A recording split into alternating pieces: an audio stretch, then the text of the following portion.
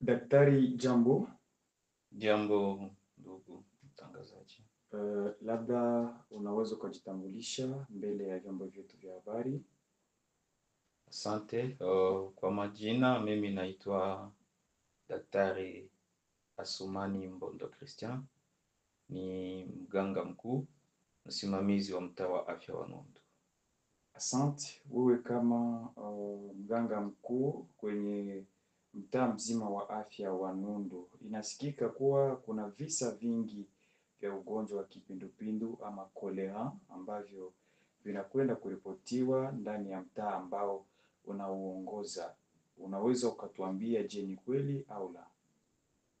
Ndiyo, ni kweli kama jinsi inavyoendeka na inavyoenda na kusikika. Kuna visa vingi vya ugonjwa wa kipindupindu ambavyo vinaendelea kuripotiwa kila leo katika mtaa wetu wa afya wa Nundu, na hiyo ni tangu sasa siku kadhaa. Vimeanza polepole, kama vile 1, 2, 3 kwa wiki, hadi tulipofika tarehe kama vile tarehe 13 ya mwezi wa 6, tulikuwa bado tuna visa 22 tu kuanza mwanzo wa mwaka, lakini ilipofika kuanza mwezi wa 7, ni hapo tumeanza na kuripoti visa vingi sana, hata na vifo vile vile vimekwisha kuripotiwa. Kama jinsi kwa huu mwezi ambao tumekuwa ndani, mwezi wa 9, kwa wiki ambayo natoka kuisha, kwa wiki moja tumeripotia zaidi ya visa 68 na hata mtu mmoja kupoteza maisha kutokana na ugonjwa wa kipindupindu. Asante daktari. Kutokana na hilo, wewe kama kiongozi wa mtaa wa afya wako wa Nundu, raia wa mtaa huo wakwende kutegemea nini kutokana na mchakato ambao labda mtakuwa mmechukua kwa ajili ya kuweka mwisho kabisa ugonjwa huu? Ndiyo, kwa kupiganisha ugonjwa huu wa kipindupindu unaomba mchango wa watu wote. Waganga kwanza ambao wanapatikana katika vituo vya kutoa matunzo wanaendelea na kutunza wagonjwa wote ambao wanaenda kuonekana na kufika kwenye vituo vya afya, na hapo matunzo inakuwa ni kwa bure. Wanawashughulikia na kuwapatia matibabu, na hiyo ni moja kwa upande mmoja, kwa upande wa waganga. Lakini inahitajika vile vile watu wote wajitowe, walete mchango, na mchango ule unatokana, ya kwanza ni kubeba habari zilizo sahihi. Watu wajue kwamba kwanza ya kwamba ugonjwa wa kipindupindu unapatikana katika mtaa wetu wa afya wa Nundu. Viongozi wa kiserikali wamekwisha kutangaza hilo kirasmi, na sisi tunaendelea kuitangaza kusema ya kwamba watu wajue kwanza ya kwamba ugonjwa ule unapatikana, na ni pale waende na kuchukua hali ambazo zinatusaidia kuepukana na hilo. Hali mojawapo ni kujua ya kwamba wakati wowote tumekuwa katika ugonjwa, tunakuwa katika kuripotia hali kama na hii ya ugonjwa wa kipindupindu miongoni mwetu, inabidi watu wakuwe makini sana katika kutumia maji safi ya kunywa.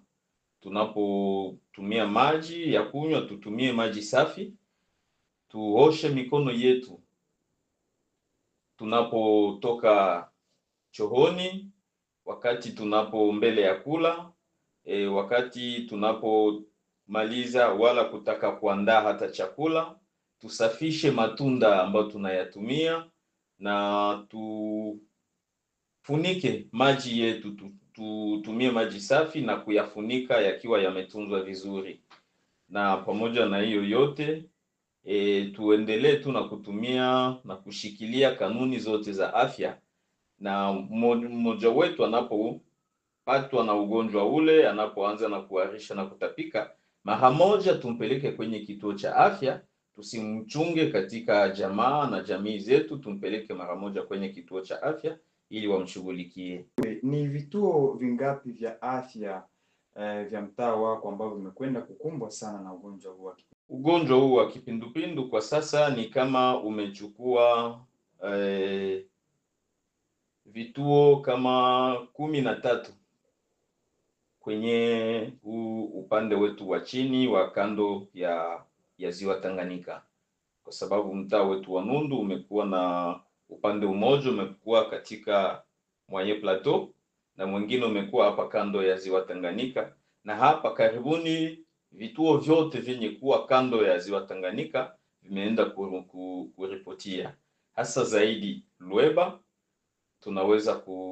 Lweba ni mojawapo ambao imekwisha kutangaza visa vingi sana.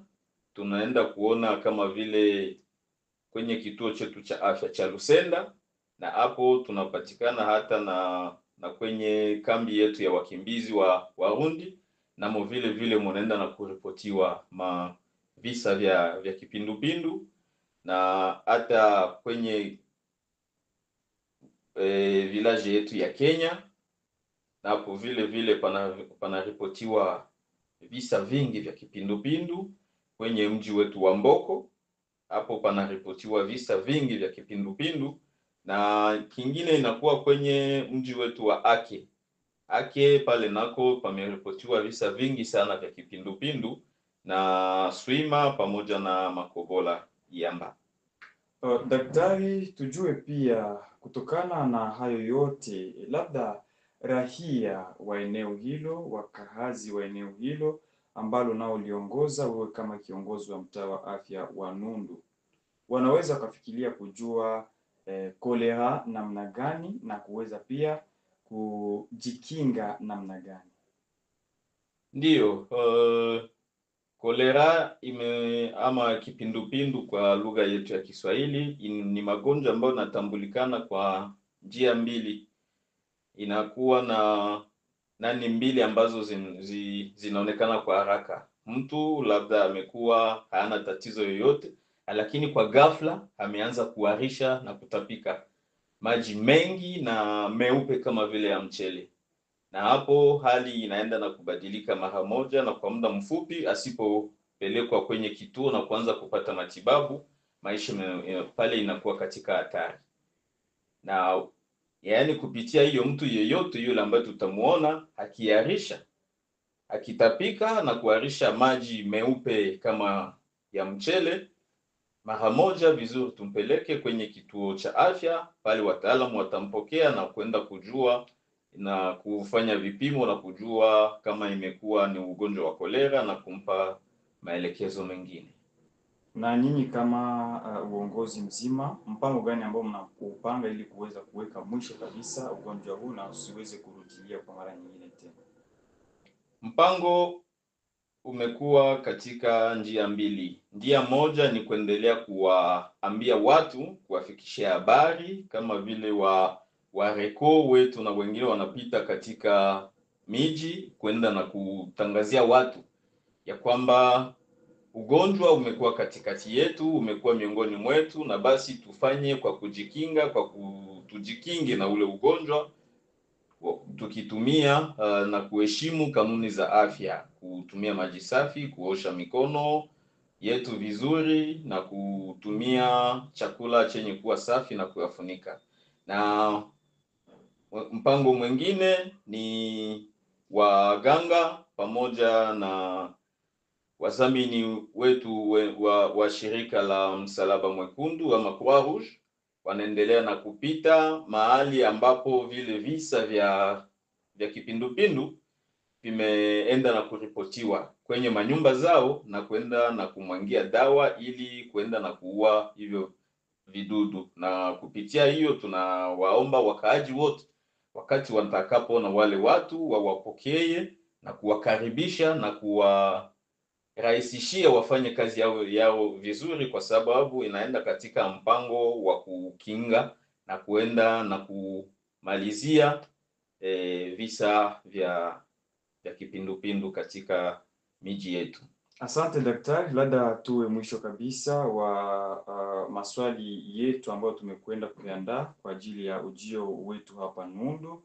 Tuko pia katika kipindi cha ufunguzi wa mwaka wa masomo daktari. Na tukitizama vizuri kwenye shule mbalimbali kunakuwa pia na kutokuheshimiwa kwa sheria za kiafya kwa ajili ya usafi. Una ujumbe gani wa kutoa kwa wale viongozi wa mashule, walimu, wanafunzi? Ndiyo, kwa sababu siku hizi tumekuwa katika siku za shule kwenda na kufungua, na tukiangalia hata kwenye kazi tunayoifanya, tukiangalia kwenye idadi, tunakuwa na idadi kuu sana ya wanafunzi vile vile ambao tayari wameshikwa na ugonjwa huu, na yote inatokana na upungufu wa maji. Ni moja kuambia waalimu na hasa wale makasisi, viongozi wa shule zetu waangalie namna gani kuboresha mazingira kwenye shule zetu. Pakiwa maji safi, wajulishe watoto walimu pamoja na watoto watumie maji safi, wasiende na kutumia matunda ama chakula bila kuosha mikono yao.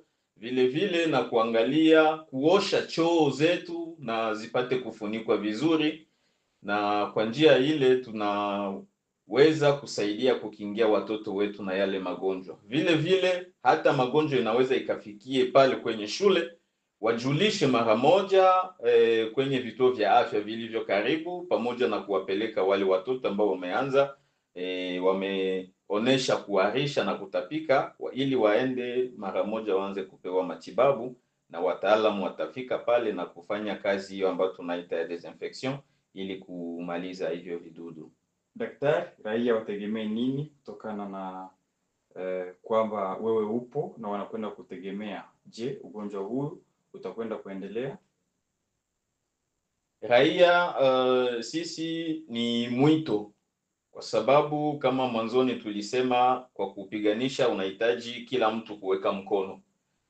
Sisi tunaendelea na kuwahimiza na kutafuta wadhamini, serikali yetu kulia upande zote, ili watuletee vitu ambavyo vinafaa kama vile madawa na wadhamini wengine, ili kutusaidia kwa njia zozote zile. Lakini nao vile vile raia wajue kama pamoja nao tukiungana mkono, wao wakishikilia hizo kanuni za afya ambazo tunaenda na kuzitangaza, pamoja na waganga wakiendelea na kupiganisha na kutunza wale ambao tayari wamekuwa wagonjwa, tutaenda na kuyamaliza sote pamoja. Asante. Asante, tunakushukuru daktari mkuu.